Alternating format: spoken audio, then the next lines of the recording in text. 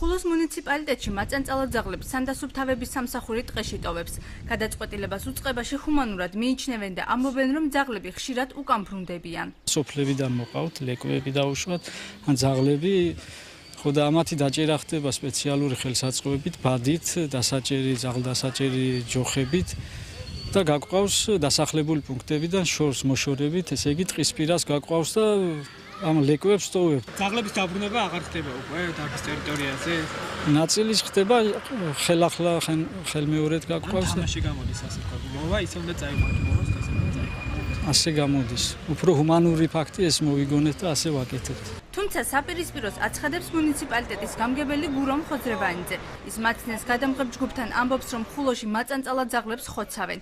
ეს გადაწყვეტილება გამგეობამ იმის გამო მიიღო, რომ ძაღლები მოსახლეობას აწუხებს. როდესაც გაუვნებლობა ხდება, ის შესაბამისად მიდის გამოყოფილ ადგილას, სადაც ხდება მისი დამარხვა, ანუ ის არ ქმნის ადამიანებისათვის საშიშ ფონს, შეიქმნას კერა საშიშროების ასეთი რამ არ არსებობს და ეს სამსახური მუშაობს. ანუ ეგრეთ წოდებული ბეიკერის ორმოში თავსდება. რა თქმა უნდა, იზოლირებული ხდება ის და იმარხება. იგივე საცხადებენ ადგილობრივები. ამის დასტურად ხულოს მკვიდრმა ნოდარ თავართქილაძემ ჩვენს გადამღებ ჯგუფს ის ადგილი უჩვენა, სადაც დახოცილ ძაღლებს ეგრეთ წოდებული ბეიკერის ორმოში ათავსებენ. მე ასე გავიგე, რომ ძაღლების სასარო ძაღლები, უპატრონო ძაღლების მოკლავენ, მეიტანებენ, ჩააგდებენ ორმოში. ერთოლ ხელ კი დავინახე, რომ ეს მოკლული ძაღლი ჩააგდეს. ადვოკატი და უფლებადამცველი ლელა ბჟალავა ფაქტს შემაშფოთებლად მიიჩნევს. მისივე განცხადებით, სახელმწიფო მაწანწალად ძაღლების დახოცვაში ფულის დახარჯვის სანაცვლოდ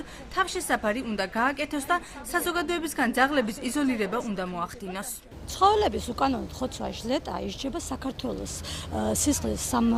სისხლის საპროცესო კოდექსის 259 მუხლით, რომელიც ეს მუხლი საქართველოში არ არის ამოქმედებული და არის მიძინებული. და მე მოვთხოვ სახელმწიფოს აი მხრივ იმუშაოს ძალიან კარგად დააფინანსოს, არა იმისთვის რომ სახელმწიფო დააფინანსოს იმისთვის რომ დახოცოს ცხოველები, არამედ იმისათვის რომ დააფინანსოს იყოს თავშესაფარი, დავამტყოფი ცხოველების ეხა დაძინება სხვა და აი მიწაში რომ მარხავენ ცხოველებს უპატრონო, ეს არის დანაშაული. საქართველოს ცხოველთა უფლებების უზრუნველყოფის საერთაშორისო კონვენციებს არ არის შეერთებული. იმის გათვალისწინებით, რომ უპატრონო ძაღლების პრობლემა არა მარტო ხულოს მუნიციპალიტეტშია, ხელისუფლებას დღემდე არ დაუსახავს გრძელვადიანი სტრატეგია, რომელიც მაწანწალო და უპატრონო ძაღლების პრობლემის მოგვარებაზე იქნება ორიენტირებული.